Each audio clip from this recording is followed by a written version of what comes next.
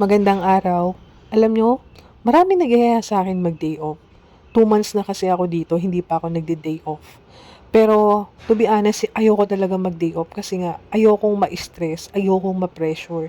Bukod sa mapapagod ka na sa labas, mauubos na ang pera mo sa labas, and pagdating mo dito sa bahay, ilalagay mo pa lang yung bag mo sa kwarto, baka hindi mo na mailagay doon dahil sa sobrang daming trabaho.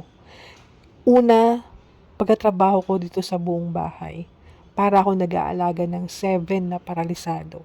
Bakit ko nasabi na nag-aalaga ako ng ganun kadami? Kasi after kong magtrabaho, after kong maghugas, after ko linisin ang buong kusina, yung bata dito kakain ng ice cream. Isang kutsara lang.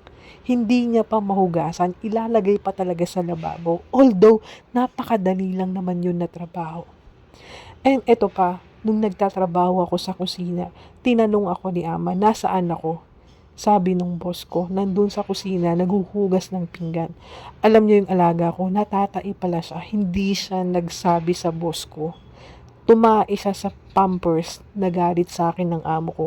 Sabi ko, ano ba talagang uunahin ko? Yung trabaho ko o si ama? Kasi mas marami akong tinatrabaho dito sa loob ng bahay kesa sa pag-aalaga ko sa ama ko. 'Di ba nakakatawa, 'di ba?